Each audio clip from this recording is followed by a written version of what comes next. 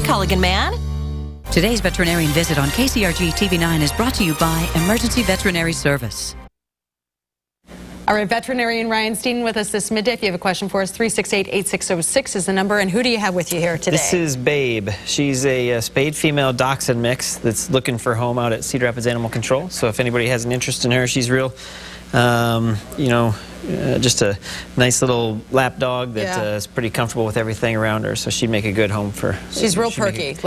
She's definitely captured the attention of everybody in our studio already. So if you'd like to adopt Babe, she is available at Cedar Rapids Animal Control. We have Robert on the phone with our first question. Go ahead, Robert.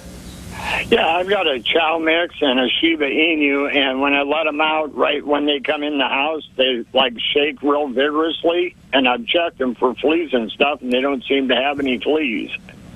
Yeah, actually with fleas, usually you're going to, this is not a super common time of year for fleas, but we do see some cases. And, you know, a lot of times it's just kind of shaking off that cold, or they'll get some snow in their ears and that kind of a thing.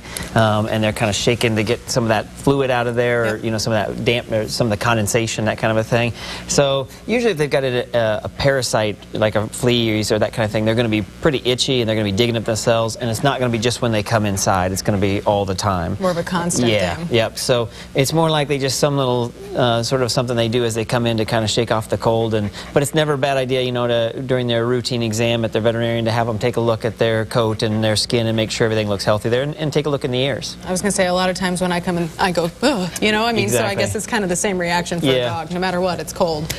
Speaking of the ears, you mentioned that dogs can sometimes get snow in them when they're outside, but ear infections are something that really, it can be a major problem in dogs and cats, but dogs outside, it's a big thing. Yeah, and it can, and it's sometimes we don't, you know, there's not obvious symptoms that it's, you know, on the outside that it's happening, so sometimes people don't know. The things to watch for are, you know, shaking the head a lot or digging at the ears, and in many cases it's secondary to allergies, so that's not a real, you know, this time of year that's not a huge issue, but we do see them year-round. And the most important thing on an ear infection is to determine the cause, because there's several different causes that can take place. You know, yeast, different types of bacteria, and once we can determine the cause from a pretty simple little test, then we can do a medication to get that better.